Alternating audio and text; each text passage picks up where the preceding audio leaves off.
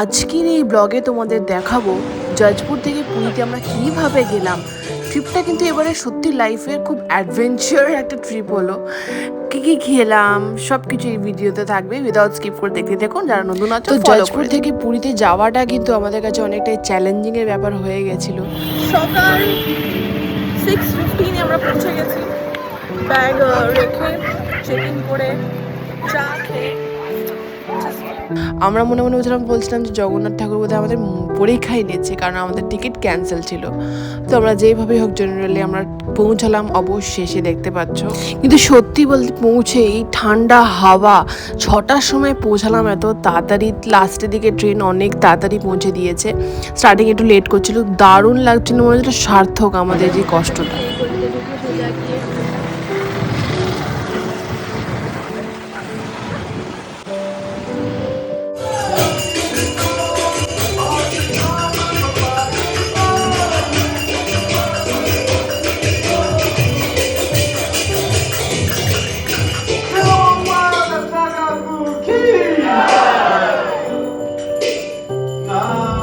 তো সকাল সকাল আমরা ব্যাগ রেখে চেক ইন করে আমরা ওটিটিসি বাস বুকিং করতে, ইভেন ইস্কন মন্দির সব স্বর্গদ্বার ঘুরে আমরা ভাই মেঘটা কিরকম দিয়েছে।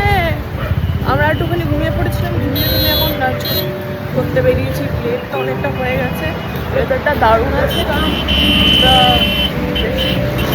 রোদ ঠান্ডা হয়ে গেল। কিরে জামা পড়েছি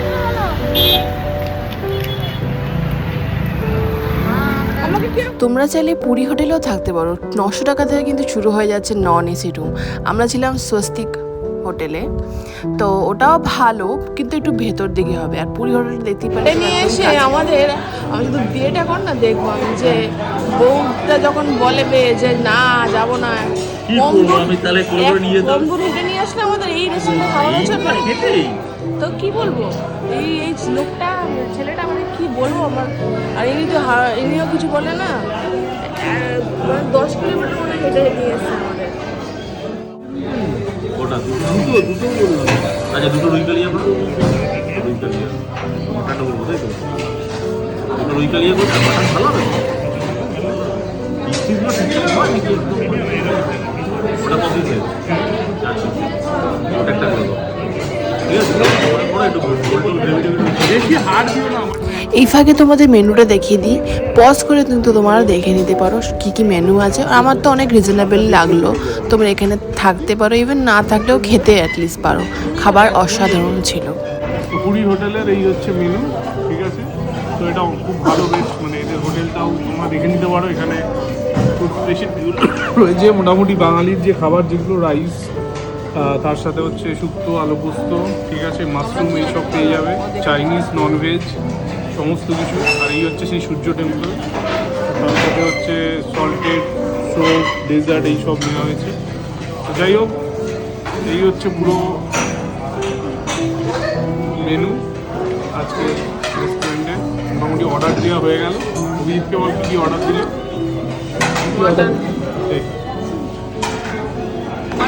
মাটন নিলাম আমরা, প্রাইসটা রিজনেবলই লাগলো না, 380 4 পিস। ওকে, আর হচ্ছে দুটো রাইস আর মাছ। কি মাছ? রুই মাছ রুই মাছ কালিয়া। প্রাইসটা কত? রাইসটা 70। কি বললি রে? আর হচ্ছে আর কি একটা মিক্স তরকারি নাকি? না, আলু পোস্ত। আচ্ছা, আলু পোস্তটা আমরা কনফিউজ ছিলাম আমরা কি নেব। তারপরে লাস্টে এরা কিন্তু মিক্স তরকারি দেবে বলে দিয়ে করছিল। মিক্স তরকারি বলে You should use the term veg jalfrezi, right? Veg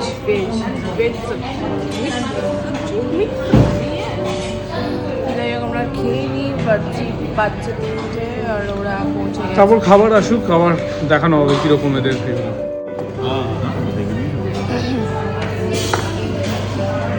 পেঁয়াজ লঙ্কা দিয়ে তো এটা কি? তো ভাই, এটা করে ওই মাছের ঝোলই নয়। হ্যালো, এইটা সামনে নিয়ে আসতে হয়।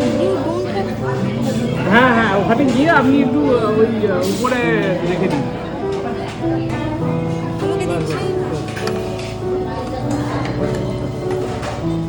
কত?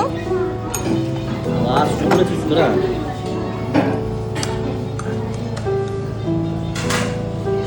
তো বন্ধুরা, আজকের মতো ব্লগটা এই অবধি। দেখা হবে অন্য কোনো ব্লগে অন্য কোনো দিন। ততক্ষণ থেকে ভালো থেকো আর ফলো করে দিও, পাশে থেকো। টাটা।